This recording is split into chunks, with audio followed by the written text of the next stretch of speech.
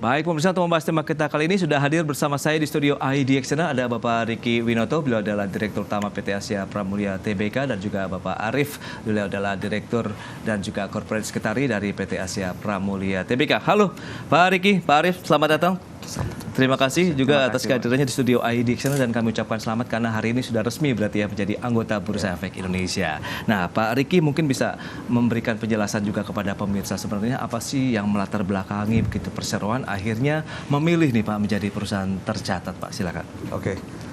Terima kasih buat waktunya. Jadi Asia Pramulia sendiri kita dirikan sejak tahun 91, Pak. Oke. Kita berbasis di Surabaya dan kita bergerak di industri packaging, plastik packaging, terutama yang rigid packaging, Pak. Oke.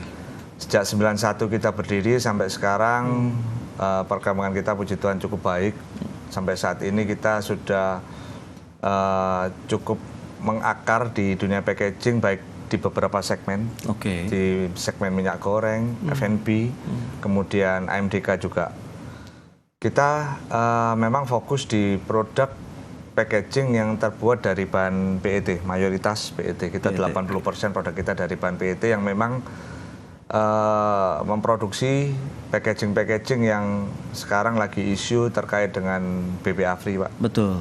Jadi produk-produk kita memang produk yang sudah bersertifikat BPA free. Oke. Di samping itu juga kita memiliki sertifikat-sertifikat lain yang untuk menunjang produksi kita seperti ISO 9001,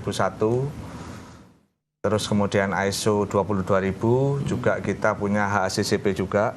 Di mana kita berusaha memberikan yang terbaik buat customer kita, terutama pemakai-pemakai packaging yang berbentuk botol, juga ada untuk jar, kemudian untuk yang galon air juga sekarang. Jadi dengan adanya sertifikasi tersebut termasuk halal juga kita sudah ada. Jadi kita meyakinkan bahwa customer kita memakai produk kita itu sudah terlindungi keamanannya dari beberapa sisi, Pak.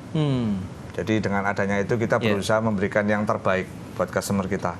Visi misi kita yaitu menjadi yang pertama dalam hal inovasi, layanan, dan juga kualitas. Oke, itu dia. Karena dasar bagi kita, tiga hal tersebut merupakan fondasi yang bisa dibilang cukup kuat dalam dunia industri packaging. Karena gimana pun juga persaingan akan ada.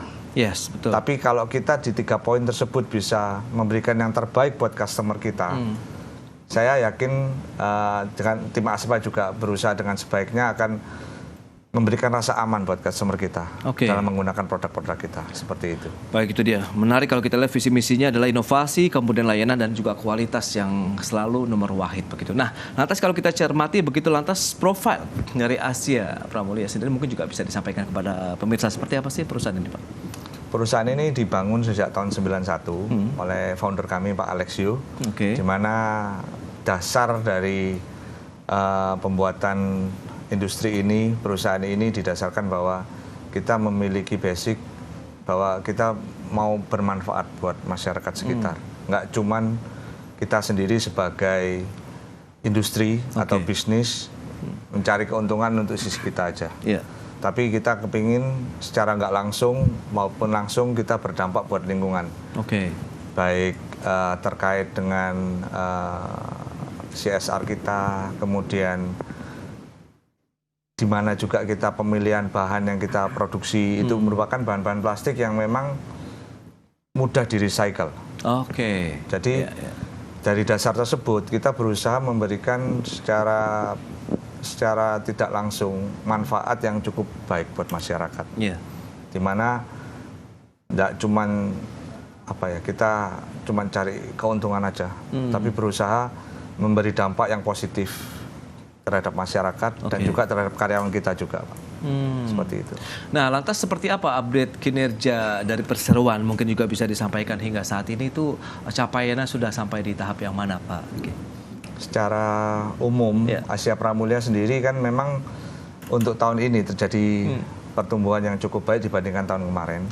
Di kuartal pertama target kita tercapai, kemudian bottom line kita juga ada peningkatan, di mana hal tersebut ditunjang oleh investasi yang kita lakukan sejak 2023 ke 2024. di mana kita menambah lini produksi terkait untuk galon air tersebut. Momen kan sekarang kita lihat bahwa peralihan dari galon PC ke PET itu cukup masif. Betul. Semua dari industri AMDK kecil sampai besar semua beralih ke sana, Pak. Dengan adanya line baru yang ada di Pasuruan tersebut, kita sekarang bisa mensuplai kebutuhan galon air di Indonesia, di Jawa terutama, Jawa Timur, dan ada di beberapa pulau juga kita ada. Itu per bulannya kita bisa mensuplai market sebesar 160.000 galon per bulan. 160.000 galon? Iya. Nah, itu sangat membantu kita untuk pencapaian kita di kuartal pertama, Pak. Baik, itu dia capaiannya. Nah, kalau kita bicara mengenai iklim usaha, karena kita tahu juga kan dengan munculnya banyak produk-produk baru makanan yang menggunakan juga plastik kemasan begitu kan, ini juga semakin beragam, bahkan industri air minum juga berkembang, semakin banyak bermunculan merek-merek baru begitu di lapangan. Nah, Anda melihatnya bagaimana potensinya sendiri, Pak Riki, akhirnya kalau kita bicara iklim usaha? Iklim usaha untuk di dunia packaging saya rasa akan berkembang terus, Pak. Karena memang ada stigma terkait dengan isu lingkungan, memang ada, betul. Tapi sampai saat ini belum ada packaging yang bisa menggantikan plastik secara keseluruhan. Di mana dari sisi fungsi, sisi ekonomis, sisi estetika. Cuman dari situ terhadap pergeseran yang ada itu lebih terhadap cara pandang masyarakat terhadap packaging, Mbak.